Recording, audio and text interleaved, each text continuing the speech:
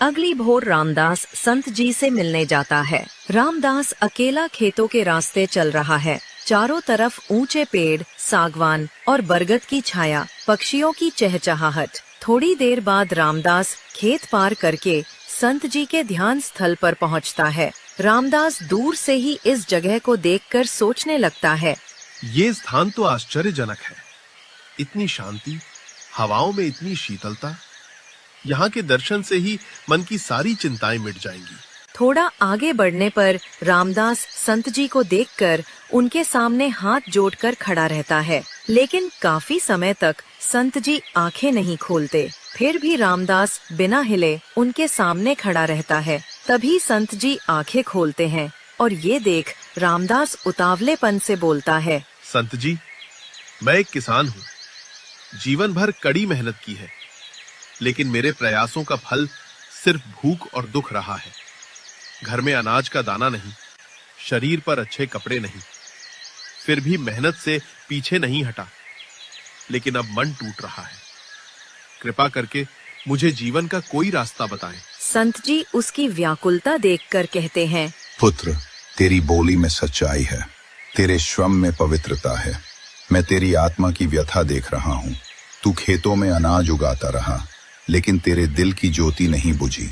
यही तेरी सबसे बड़ी तपस्या है। संत जी की बात सुनकर रामदास उनके सामने बैठ जाता है। संत जी, यदि ये तपस्या है, तो फिर मेरे जीवन में अंधकार क्यों? क्यों मेरे श्रम का फल सिर्फ भूख है? क्यों मेरी पत्नी की आंखें आंसुओं से भरी रहती हैं? पुत्र, ये संसार सिर्फ मेहनत से नहीं चलता, ना ही सिर्फ किस्मत से। यहाँ कुछ और भी है जो मेहनत और किस्मत दोनों को दिशा देता है। तू जिस जवाब की तलाश में आया है वो तुझे मिलेगा, लेकिन धैर्य रख। हर सवाल का जवाब समय पर ही उजागर होता है। संत जी की बातें उसे समझ नहीं आती, लेकिन संत जी की बातों का आदर रखते हुए रामदास उनसे पूछता है, संत जी, मैं इंतजार करूंगा। यदि मेरी बाकी बची सांसें भी इसी तलाश में गुजरें, तो भी मैं खुशी से मारूंगा। लेकिन कृपा करके मुझे उम्मीद की एक किरण दिखाएं। संत जी उसकी ओर देखकर मुस्कुराते हुए कहते हैं, जरूर रास्ता दिखाऊंगा पुत्र, लेकिन तुझे उस रास्ते पर सिर्फ चलना नहीं, उस पर अटल रहना भी होगा और कभी संदेह नहीं करना। अवश्य संत जी, मैं सदा आपके दिखाए पथ का सम्मान करूंगा और कभी शक नहीं करूंगा। अच्छा है, तो ध्यान से सुनो मेरी बात। जिस मार्ग से आए हो उसी से लौटते समय जो भी जीव पहले दिखे उसे अपने घर ले जाना और उसे स्नेह से रखना। कोई हिचकिचाहट न करना, चाहे हालात कितने भी कठिन हो। रामदास संत जी की बात सुनकर थोड़ा विचार में पड़ जाता है। वो संत जी की बातें स्पष्ट नहीं समझ पाता। संत जी, मुझे ठीक से समझ नहीं आ रहा। आप मुझसे क्या कराना चाहते हैं? मुझे किस जीव को साथ ले जाना होगा? पुत्र, तुम्हें मेरा कोई काम नहीं करना, वो तुम्हारा अपना कर्म है। उसी से तुम्हारी किस्मत चमकेगी। संत जी की बात रामदास नहीं समझता, लेकिन फिर भी वो उनकी बात मान लेता है और उम्मीद करता है कि कुछ अच्छा होगा। फिर रामदास संत जी से विदा लेकर घर की ओर निकल जाता है, लेकिन उसके मन में अब भी बेचैनी थी। रामदास जब खेतों के रास्ते घर लौट रहा था, तभी उसे सामने एक बैल दिखाई देता है और उसे देख रामदास को संत जी की बात याद आती है। अरे, ये तो एक बैल है। संत जी ने कहा था कि जो पहला जीव मिले उसे साथ ले जाना, लेकिन सोचा था कोई इंसान या कोई जादुई प्राणी मिलेगा जो मदद करेगा, लेकिन ये तो साधारण सा बैल निकला। अब क्या करना चाहिए? संत जी ने कुछ सोच कर कहा होगा इसे ले जाना ही होगा, लेकिन अगर ले गया तो इसे कैसे पालूंगा, कहाँ रखूंगा, क्या खिलाऊंगा? थोड़ी देर सोचने के बाद वो बैल को घर ले जाने का फैसला करता है और उसे अपने साथ घर ले जाने लगता है। रास्ते में उसे बैल के साथ देखकर गांव का एक व्यक्ति उसका मजाक उड़ाता है। क्यों भाई रामदास, अब क्या पशु व्यापार करने लगे हो या किसी से चुरा कर लाए हो? अब और क्या करोगे? व्यक्ति के मुंह से इतना सुनकर रामदास को अंदर से क्रोध आता है, लेकिन वो अपना धैर्य नहीं खोता और गांव वाले को क्रोध न दिखाकर जवाब देता है, भाई, गरीब हूँ, लेकिन कभी किसी की चीज नहीं चुराई, किसी का हक नहीं मारा। और वैसे भी मुझे बहुत काम है, मैं चलता हूँ। ये कहकर रामदास बिना उस व्यक्ति से उलझे वहाँ से घर की ओर बढ़ता है। थोड़ी देर बाद जब रामदास घर पहुँचता है तो लक्ष्मी उसके साथ बैल को देखकर आश्चर्य से कहती है, ए जी, आप तो संत जी से कोई समाधान लेने गए थे, ये किसका बैल लेकर आ गए? लक्ष्मी, अब तुम भी गांव वालों के जैसा मेरे बारे में सोचने लगी हो। क्या मैं किसी का पशु यूं उठाकर ले आऊंगा? ये मुझे खेतों के रास्ते में मिला है और संत जी के कहने पर मैं इसे साथ ले आया हूँ। नहीं जी, आप गलत समझ रहे हैं। मैं आपके बारे में वैसा नहीं सोचती, लेकिन आप मुझे पहले स्पष्ट बताएं, संत जी ने क्या कहा है? सब बताऊंगा प्रिय, लेकिन पहले मुझे हाथ पैर धोकर घर में तो आने दो, फिर मैं तुम्हें सब बताता हूँ। पहले इसे खूंटे से बांधता हूँ और तुम जाओ मेरे लिए पानी का इंतजाम करो। रामदास बैल को खूंटे से बांधकर हाथ पैर धोकर पलंग पर बैठकर लक्ष्मी को संत जी से हुई सारी बातें बता देता है और लक्ष्मी भी रामदास की तरह संत जी की बातें जानकर कुछ नहीं समझती। ये कैसा निर्देश दिया है संत जी ने?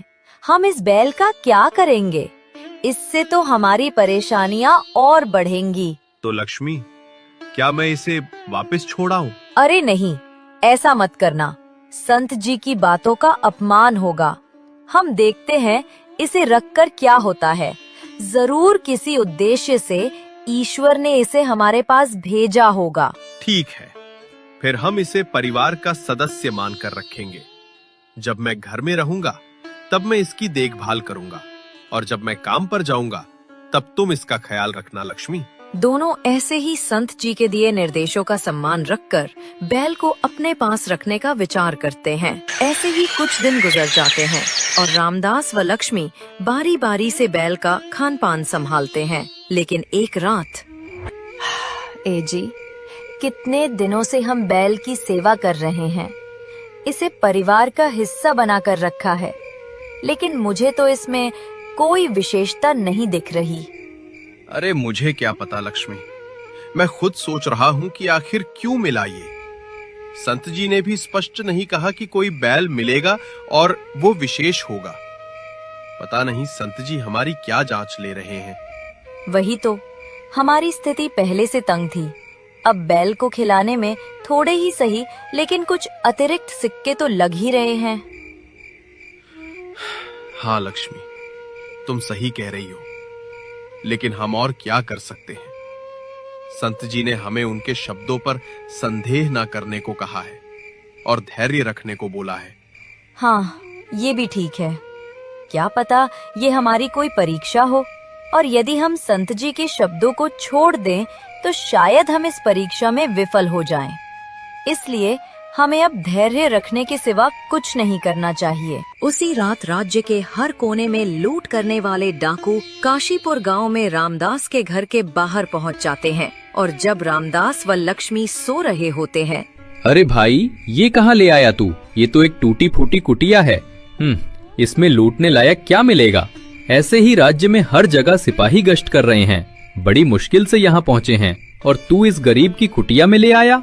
अरे मुझे क्या पता कि छिपते छिपाते इस टूटी फूटी कुटिया तक पहुंच जाएंगे। इतने घने अंधेरे में किसे क्या दिखता है। हाँ ठीक है, अब बताओ आगे क्या? अरे क्या करना है, आगे देखो, वो बैल बंधा है, इसे ही उठा लेते हैं। कहीं बाजार में बेच देंगे, अच्छे पैसे मिलेंगे। हाँ ठीक है, अब इतनी मुश्किल से गांव में आए हैं तो रात व्यर्थ नहीं जाने देते, इसे ही ले जाते हैं। और वैसे भी हमने जो लूट का सामान इस गांव के खेत में छिपाया था, उसे भी इसके पीठ पर लादकर रातों रात ले जा सकेंगे। हाँ, वो सब बाद में, अभी काम निपटाते हैं। दोनों डाकू ये तय करके रामदास का बैल चुरा ले जाते हैं, लेकिन डाकुओं के ले जाने पर भी बैल कोई आवाज नहीं करता, जैसे वो खुद उनके साथ जाना चाहता हो। अगली सुबह जब रामदास व लक्ष्मी बैल को आंगन में नहीं देखते तो वे व्याकुल हो जाते हैं और लक्ष्मी जोर से कहती है, हाय राम, हमारा बैल कहाँ गया है जी? आपने उसे ठीक से बांधा था या नहीं, जो कहीं चला गया? अरे ठीक से बांधा था, और वैसे भी वो कहीं नहीं जा सकता। वो हमारे साथ घुल मिल गया था। मुझे लगता है किसी ने चुरा लिया है। सिपाहियों ने बताया था राज्य में लूट बढ़ गई है। तो फिर आप शीघ्र सिपाहियों के पास जाओ और उन्हें खबर दो, शायद वे कुछ कर सकें। हाँ, मैं जाता हूँ। वे शहर में होंगे, मैं जाकर उन्हें बता आता हूँ। तुम सावधान रहना, कहीं डाकू फिर ना आ जाएं। रामदास जल्दी शहर की ओर जाता है और सिपाहियों से मिलता है और सब बता देता है। हमारी इतनी सख्त गश्त के बाद भी वो डाकू इस गांव में घुस आए। उन्हें पकड़ने का कोई उपाय निकालना पड़ेगा।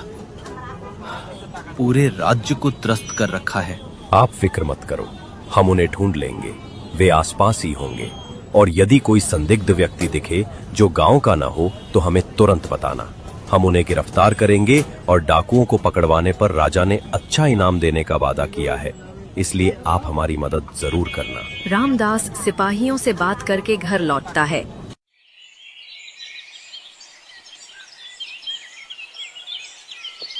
थोड़ी देर बाद बैल के चोरी होने से दुखी होकर खेत में काम करने निकल जाता है। कुछ दूर चलने पर अचानक रामदास को बैल की आवाज सुनाई देती है। अरे, ये बैल अचानक शोर क्यों कर रहा है? अरे मुझे क्या पता, मैं थोड़े इसका स्वामी हूँ। जरूर इसे अपने मालिक की याद सता रही होगी। अरे मालिक की याद क्यों? देखा नहीं कल रात ये कैसे चुपचाप हमारे साथ आ गया, जैसे खुद आना चाहता हो, और एक बार भी नहीं बोला। पता नहीं अब क्या हुआ। दोनों डाकू ये बात कर ही रहे थे कि रामदास बैल की आवाज सुनकर उनके पास पहुंचता है और रामदास उन्हें जंगल में अकेले देखकर, उनके साथ ढेर सारा सामान देखकर और अपना बैल देखकर समझ जाता है कि ये डाकू हैं। रामदास को देखकर दोनों डाकू उससे पूछते हैं, अरे तुम कौन हो और यहाँ क्या कर रहे हो? मैं तो साधारण किसान हूँ साहब, लेकिन लगता है आप लोग राहगीर हैं और इस बेचारे बैल को खेत में घास चराने लाए हो। रामदास जानबूझकर खुद को मूर्ख दिखाता है और वे उसे मूर्ख समझ लेते हैं और दोनों आपस में कहते हैं, अरे भाई, लगता है ये आदमी बेवकूफ है। इसे जाल में फंसाते हैं और इससे काम निकालते हैं। अगर इसके पास कुछ हो तो लूट लेंगे।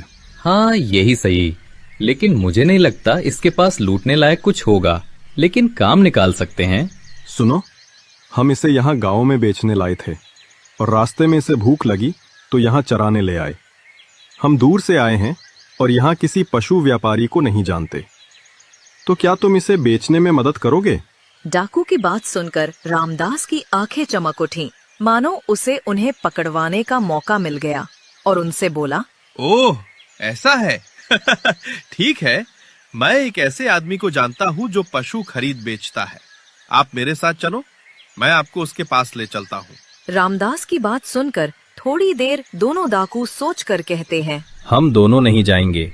हम में से एक तुम्हारे साथ बैल लेकर जाएगा और यदि सौदा अच्छा हुआ तो बेच आएंगे, लेकिन दूसरे को यहाँ रुकना पड़ेगा क्योंकि यहाँ हमारा सामान है और इसे छोड़ नहीं सकते।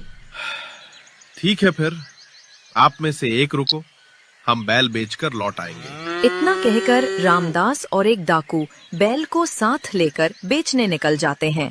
थोड़ी देर चलने के बाद रामदास डाकू को उसी जगह पर ले जाता है जहां सिपाही थे, और जब डाकू ने सिपाहियों को देखा तो बैल छोड़कर भागने लगा और सिपाही डाकू को देखकर पहचान लेते हैं और उसको दौड़कर पकड़ लेते हैं। और फिर रामदास दूसरे डाकू का ठिकाना भी सिपाहियों को बता देता है और थोड़ी देर बाद सिपाही दूसरे डाकू को भी सारे सामान समेत पकड़ लेते हैं और राजमहल में पेश करते हैं।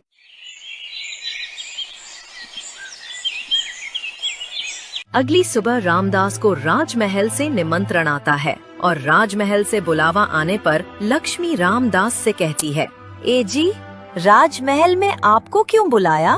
आपसे कोई गलती हुई क्या? आपने तो उन डाकुओं को पकड़वाया, बैल भी वापस लाए। इसी बीच कुछ गलत किया क्या? अरे नहीं लक्ष्मी, तुम यूं ही व्यर्थ चिंता करती हो। कोई वजह होगी बुलाने की और मुझे लगता है कुछ अच्छा ही होगा। सिपाहियों ने कहा था डाकुओं को पकड़वाने का इनाम मिलेगा। वैसा होगा तो ठीक है, लेकिन यदि कोई और बात हो तो?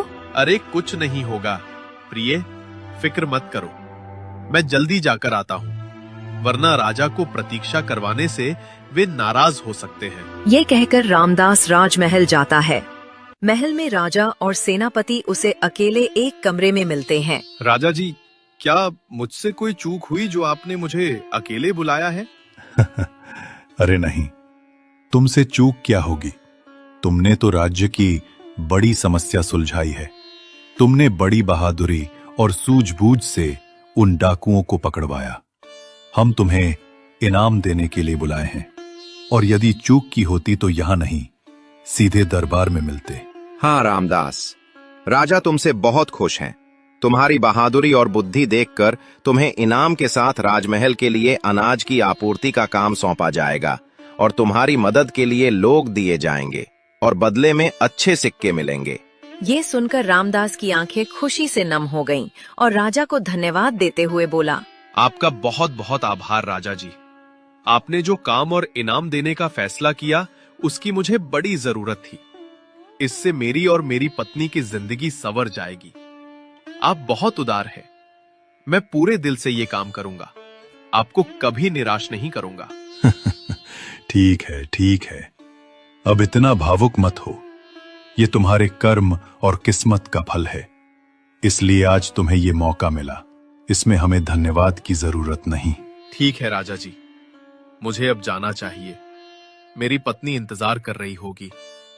मैं कल से समय पर काम शुरू कर दूंगा और पूरी लगन से करूंगा। ठीक है, जाओ, लेकिन जाते हुए इनाम के कुछ सिक्के ले जाना।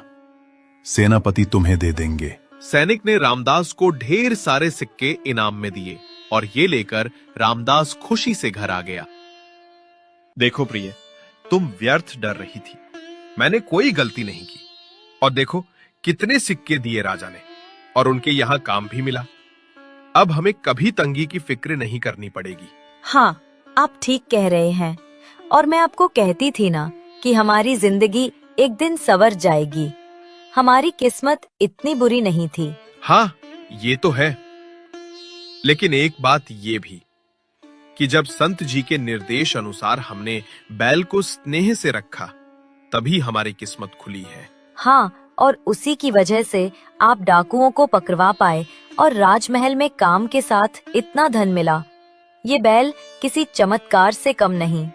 लक्ष्मी और रामदास की जिंदगी अब सुधर गई थी, और उनके अच्छे कर्म, धैर्य और बैल के कारण उन्हें अब सुखमय जीवन मिलने वाला था। और यही उनकी जिंदगी में उस बैल का चमत्कार था